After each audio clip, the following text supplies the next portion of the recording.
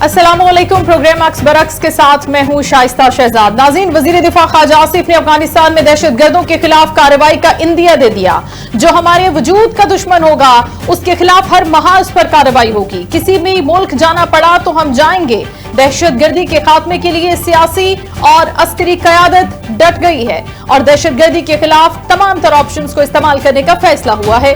गुज़श्ता रोज पार्लियामान में कौमी सलामती कमेटी का अहम इजलास हुआ, जिसमें दहशतगर्दी से निपटने के लिए सियासी और अस्करी क़यादतें अहम और बड़े फैसले कर रही हैं। 3 माह में दहशतगर्दी को जड़ से उखाड़ कर खत्म करने पर मुत्तफिक का फैसला हुआ। Chief of the army staff general Asim Munir ने 2 टोक अल्फाज में यह वाज़ेह कर दिया कि मुल्क की सलामती से बढ़कर कोई चीज नहीं, कोई एजेंडा नहीं, कोई शख्सियत नहीं, कोई तहरीक नहीं। उन्होंने ये सवाल उठाया कि हम कब तक कुर्बानियां देते रहेंगे। जोर दिया कि दहशतगर्दी पर काबू पाने के लिए गवर्नेंस को बेहतर करना पड़ेगा। दूसरी तरफ हुकूमत ने भी यह वाज़ेह किया कि दहशतगर्दों से बात नहीं होंगे। राना सनाउल्लाह कहते हैं कि अब कोई डील और ढील नहीं होगी। दहशतगर्दों को जड़ से उखाड़ फेंकेंगे। सियासी और अस्करी क़यादत एक मरतबा फिर दुश्मन के खिलाफ इस महाज पर यकजा है, लेकिन अब होगा क्या पॉलिटिकल क़यादत इसी तरह से जुड़ी हुई रहेगी? दीगर सियासी प्लेटफॉर्म पर एक साथ हमें नजर आएंगी और क्या ये एक मुत्तफिक का फैसला होगा कि दहशतगर्दी के खिलाफ जंग को आगे बढ़ाना होगा? इसी सियासी सूरत हाल पर और पूरी दहशतगर्दी की सूरत हाल पर हम बात करेंगे। सबसे पहले हमें ज्वाइन किया है प्रोग्राम में मरकजी एडिशनल सेक्रेटरी हैं पाकिस्तान तहरीक इंसाफ के फिरदौस शमीम नकवी साहब। उनको वेलकम करते हैं। अस्सलाम वालेकुम सर। वालेकुम अस्सलाम। बहुत शुक्रिया सर, आपने वक्त दिया। इस वक्त हम देख रहे हैं कि पाकिस्तान के हालात एक मरतबा फिर, हम अक्सर कहते हैं कि बड़े ही नाजुक हैं, लेकिन अब जब तमाम सियासी क़यादत एक साथ है, अस्करी क़यादत एक साथ है, कौमी सलामत हुआ है जिसमें बड़े अहम फैसले हुए हैं, उसमें भी हमने देखा कि पाकिस्तान तहरीक इंसाफ गायब है मंजर से। सर, इसकी कोई खास वजह? पहली चीज तो ये, आप अपना बयानिया दुरुस्त कर लें। मजलिस वहदतुल मुस्लिमीन नहीं थी। अच्छा, ठीक है। और आप भी नहीं थे? महमूद खान अचकज़ई भी नहीं थे। अच्छा। अख्तर मेंगल भी नहीं थे। ठीक है। और असेंबली में जो वहाँ के सर की आवाज एमएनए वगैरह वो नहीं थे। जो अदर प्लेयर्स हैं जो बलूचिस्तान में पाकिस्तान से मोहब्बत करने वाले और इलाही पसंद नहीं कराते, उनको बुलाया नहीं गया था। इनकी शिकायतें पब्लिक में हैं, जो कि बहुत मास फॉलोइंग करते, मारंग बलोच को नहीं बुलाया था। तो अगर एक नेशनल सिक्योरिटी के इशू को एड्रेस कर रहे थे और वो इन लोगों से चाहते थे कि इनका इनपुट लिया जाए to formulate a strategy for the future, then I think so कि वो उनका मकसद ही नहीं था। उनका मकसद सिर्फ ये था कि उनके प्लान को पेश कर दिया जाए और उसके बाद वो ये कहें कि पूरी असेंबली ने सुन लिया या असेंबली के नुमाइंदों ने सुन लिया और इसलिए ये कौमी फैसला है। हमने रिक्वेस्ट क्या की थी? हमने पहले इंडिकेट किया कि as PTI we want to participate. In fact government के बुलाने से पहले हमने अनाउंस किया कि हम एक अमन कॉन्फ्रेंस करेंगे, जिसको ऑल पार्टीज कॉन्फ्रेंस होगी, जिसमें हम तमाम सियासी जमातों को मुल्क की बुलाएंगे। अच्छा। इर्रिस्पेक्टिव कि वो कौन है। इससे कि ये पहली दफा है तहरीक इंसाफ ने ये फैसला किया था कि वो पीपीपी, पीएमएलएन, M2M और दीगर जमातों जिनके साथ वो अक्सर बैठना भी नहीं पसंद करते, इस अमन कॉन्फ्रेंस के लिए उनको बुलाएंगे। और हमने स्पीकर को लिख के भेजा कि देखिए, एक मुस्बत इनपुट पीटीआई से अगर आपको चाहिए तो पीटीआई की जो पाकिस्तान की सबसे बड़ी सियासी जमात है, सबसे मकबूल सियासी जमात है, जिसका लीडर पाकिस्तान का सबसे ज्यादा मकबूल लीडर है, और सिर्फ ये नहीं कि वो किसी एक सूबे में हो, चारों सूबों में सबसे ज्यादा मकबूल अगर कोई सियासी लीडर है वो इमरान खान है। अच्छा। उनका पॉइंट ऑफ व्यू लेने के लिए हमें उनसे मिलने की इजाजत दीजिए। सिर्फ एक एजेंडा, सिर्फ एक बात है, सिर्फ एक मसला है। स्पीकर साहब नहीं कर सके कि वो मीटिंग जो हमारे वकीला की 2 बजे शुरू हुई, वो उससे पहले 10 बजे सुबह को हमारी चेयरमैन, हमारे सेक्रेटरी जनरल, हमारे leader of the opposition in the National Assembly, leader of the opposition in the Senate, Mahmood Khan Achakzai और राजा नासिर अब्बास साहब की मुलाकात करा देते। अच्छा। एक मुल्क की सलामती का इशू है, दहशतगर्दी का इशू है।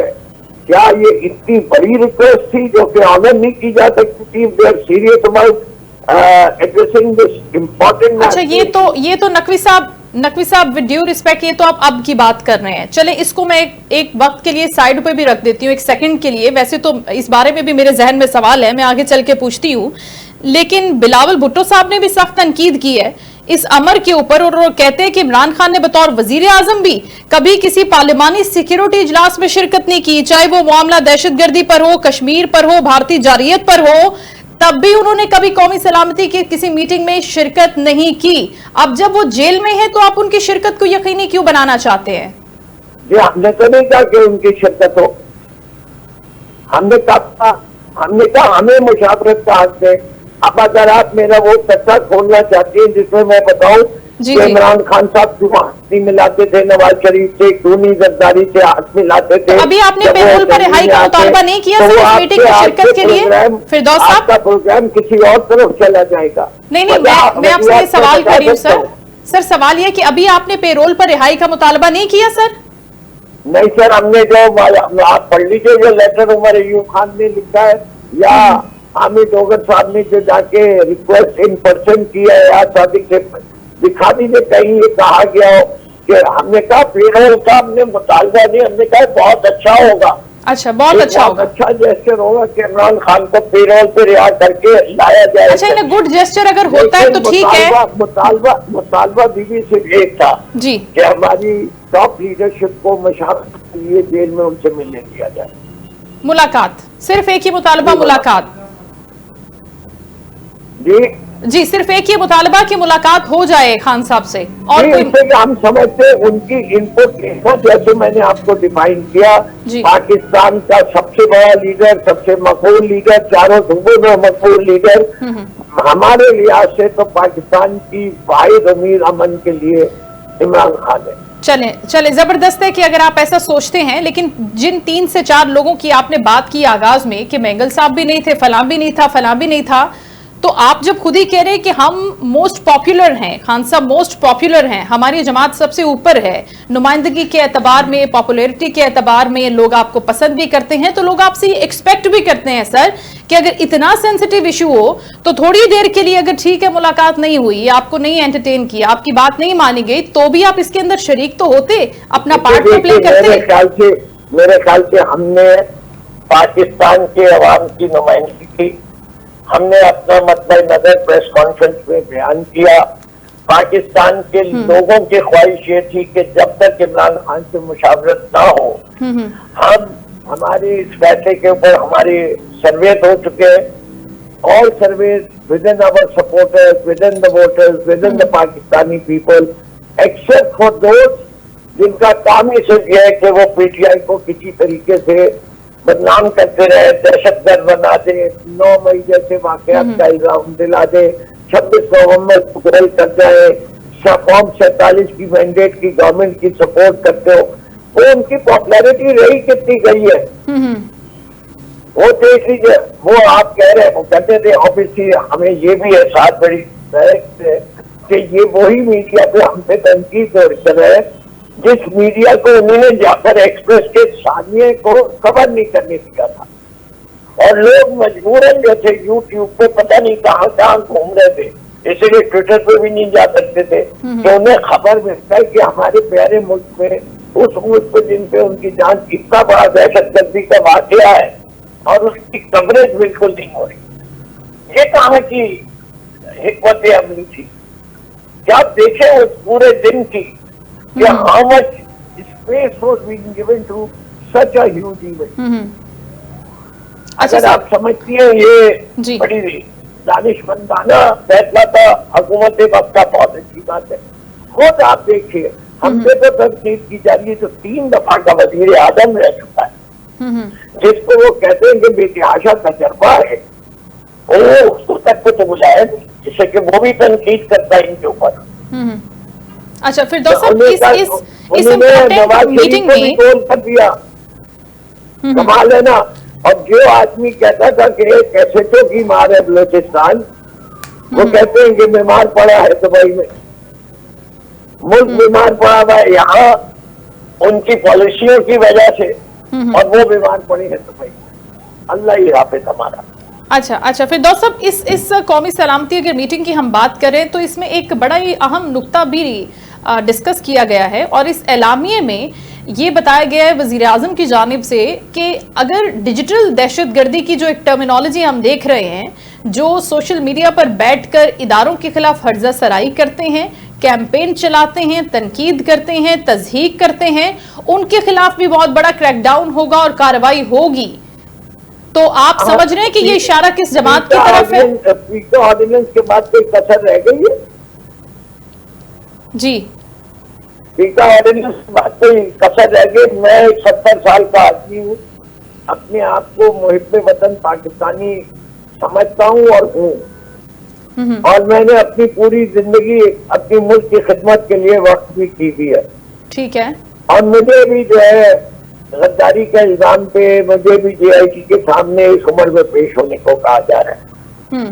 तो सर यही सवाल है कि अब जब आप JIT के सामने पेश हो रहे हैं, मुझे नोटिस भी वो भेजते हैं तो पोस्ट के जरिए भेजते हैं, और तारीख गुजर जाने के बाद अगले दिन मुझे वो नोटिस मिलते हैं, वो वक्त में पोस्ट भी नहीं करते मुझे। लेकिन क्या किया जाए, ये इस मुल्क का निजाम है, एक अजीब सूरत हाल है। यहाँ आपके ख्याल से ये जुल्म कर करके लोगों के ऊपर खौफ के जरिए इसे म्यांमार बनाना चाहते हैं। बनाना रिपब्लिक के बजाय अब तो वो तंदू रिपब्लिक खुद ही कहने लगे। तो सर इस मसले का हल क्या है, जब यहाँ पर हम ये बात करते हैं कि अगर representative government of the people, representative लोगों के मैंडेट को इज्जत दो, स्टॉप प्लेइंग राजा सिकंदर सुल्तान राजा के जरिए जिस तरीके से फॉर्म 47 के लोगों को मुसल्लत किया गया है, लोगों के हाथ मरोड़ के, धमकियां दे के, बच्चों को उठा के, बीवियों को उठा के, वोट खरीद के 26वीं आईनी तरमीम की और अदलिया की ईंट पे ईंट बजा दी। अच्छा सर, ये सारे मामलात तो फिरदौस साहब एक तरफ, ये सारी चीजें हो रही हैं और आप बहुत अच्छे तरीके से उस पर आवाज भी उठाते हैं। मुझे जुमला मुकम्मल जी प्लीज कीजिए। चीफ ऑफ आर्मी साहब ने गवर्नेंस की शिकायत की है। इस मुल्क में कोई इंस्टीट्यूशन पनपते कौन नहीं देता, इकोनॉमी के माहिर कौन है, SIFC कौन चला रहे हैं, फौज। डिफेंस के माहिर कौन है, फौज होना भी चाहिए। फॉरेन पॉलिसी के माहिर कौन है, फौज। तो सर ये तो नेशनल सिक्योरिटी के मामलात पर अगर हम गुफ्तगू करें, हर चीज की महारत फौज के पास।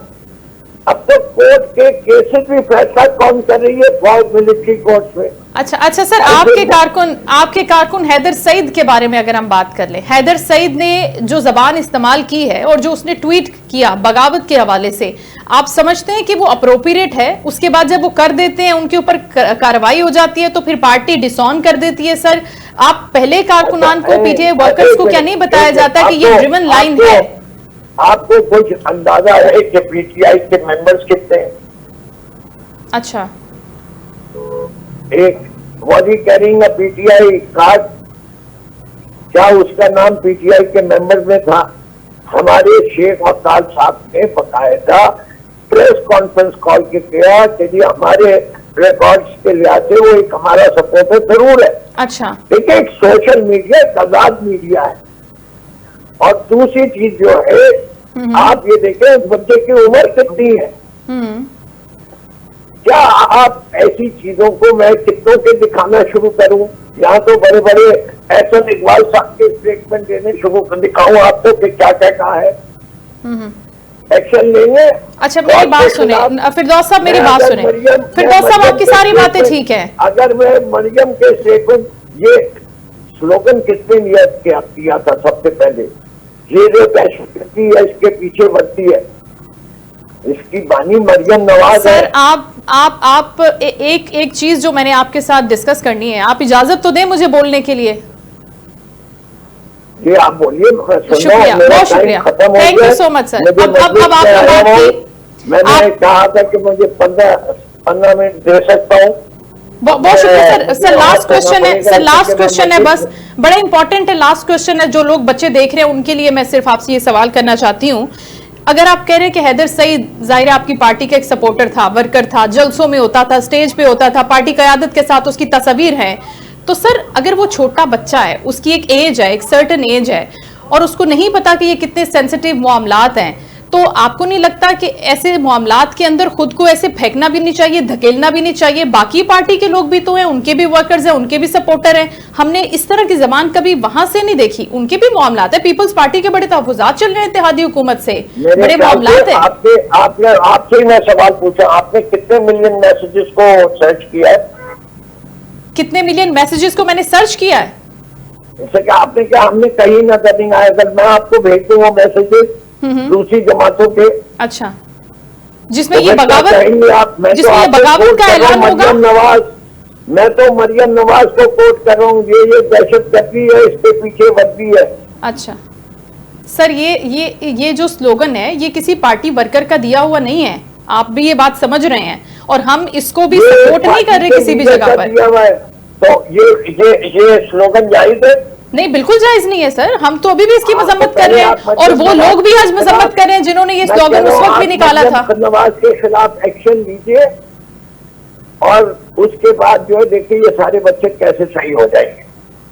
अच्छा, सारे बच्चे खुद ही सही हो जाएंगे। बहुत शुक्रिया फिरदौस शमीम नकवी साहब, हमारे टाइम देने के लिए, गुफ्तगू करने के लिए। अहम मौजू पर गुफ्तगू कर रहे थे, दहशतगर्दी के हालिया मामलात के ऊपर, और इस मामलात पर यह भी बड़ा जरूरी अमर है जो आपके साथ शेयर करना है कि कहा यह जा रहा है कि अब इनसे कोई बात नहीं होंगी, कोई निगोशिएशन का प्रोसेस नहीं होगा, दहशतगर्दों के हवाले से, सहूलतकारों के हवाले से, और उन लोगों के हवाले से जो किसी ना किसी तरीके में इनके हाथों इस्तेमाल हो जाते हैं। दहशतगर्दी का कलाकमा करना है, इसका खात्मा करना है, ये तो अटल हकीकत है और ये होगा, लेकिन रास्ते में आने वाली हर दीवार को भी गिराना होगा। शो का वक्त हुआ, अपना ख्याल रखिएगा। इंशाल्लाह कल आपसे दोबारा मुलाकात होगी। अल्लाह हाफिज।